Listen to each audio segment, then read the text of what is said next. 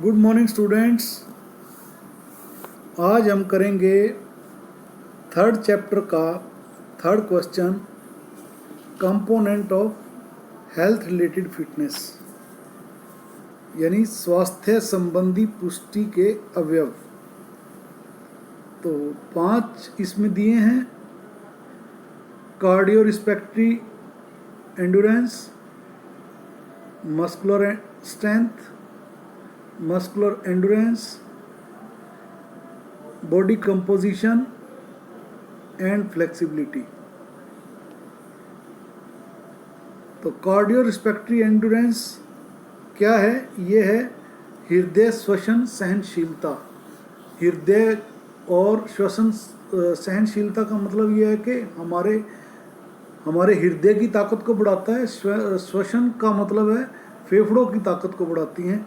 जो शारीरिक एक्सरसाइज हम करते हैं, जो व्यायाम हम करते हैं, उससे क्या होता है कि हमारे शरीर की जो ताकत है वो तो बढ़ती है, उसके साथ साथ जो शरीर के अंदर हमारे जो पार्ट हैं, जैसे फेफड़े हैं या हार्ट है, तो उसकी काम करने की शक्ति बढ़ जाती है।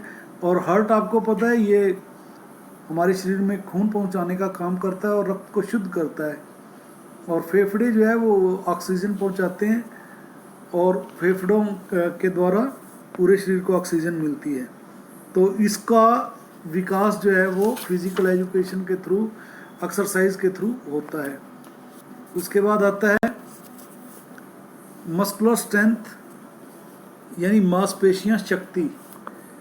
आपने देखा होगा जब कुछ लोग प्रैक्टिस करना शुरू कर देते हैं तो शुरू में जैसे वर्कलोड उतना नहीं कर पाते हैं। जैसे जो लोग जिम जाते हैं तो पहले दिन क्या करेंगे, जैसे 20 केजी वेट उठाया, फिर धीरे धीरे 25, फिर 30, तो वो धीरे धीरे जो आपकी मांसपेशियां हैं वो ताकत उठाने, वो उसको सहन करने के योग्य हो जाती हैं और ताकतवर हो जाती हैं। उसके बाद आता है मस्कुलर एंडोरेंस, यानी मांसपेशीय सहनशीलता। इसका मतलब ये है कि आप लोग कितनी देर लगातार काम कर सकते हैं, कितनी देर लगातार खेल सकते हैं और कितना उसको सहन कर सकते हैं। जैसे आपको सपोज कोई आसन करने के लिए दिया जाए, यही बोला जाए पश्चिमोत्तानासन करिए, तो जिसमें आपने टांगे सीधी करके और अपने सिर को घुटने पे लगाना है, तो हो सकता है आप उसको 1 या 2 सेकंड के लिए लगा पाएँ। लेकिन एंडोरेंस से क्या होएगा, उसकी सहनशीलता से क्या होएगा कि जब आपको बोला जाएगा कि नहीं लगा के ही रखें, तो जो ज़्यादा देर तक लगा के रखता है तो उससे उसकी सहनशीलता का पता चलता है। उसके बाद आता है बॉडी कंपोजिशन, शारीरिक संरचना। अब हर एक आदमी की शारीरिक संरचना एक जैसी नहीं होती है। कोई मोटा होता है, कोई पतला होता है, कोई लंबा होता है, कोई थोड़ा कम हाइट का होता है। तो हर आदमी की अपनी अपनी वो फिटनेस होती है। तो लंबे आदमी आमतौर पे देखा होगा कि रेस के लिए या जो गेम है, बास्केटबॉल है, वॉलीबॉल है, उसके लिए फिट रहते हैं। ऐसे ही जो थोड़े हेल्दी होते हैं वो कुश्ती के लिए, कबड्डी के लिए, जुडो के लिए फिट रहते हैं। तो जिनमें लचक ज़्यादा होती है वो जिम्नास्टिक के लिए, जिनमें लचक होती है वो जिम्नास्टिक के लिए, योगा के लिए फिट रहते हैं। तो ये हमारी शरीर की संरचना पे डिपेंड करता है। नेक्स्ट है फ्लेक्सिबिलिटी। तो फ्लेक्सिबिलिटी जो मनुष्य की लचक जिसको बोलते हैं, वो हमारा शरीर कितना लचीला है, कितना हम अपने शरीर को मोड़ सकते हैं।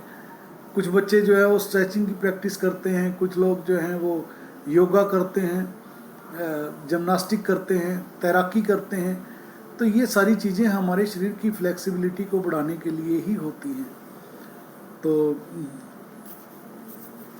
ये कुछ जो कंपोनेंट्स आपको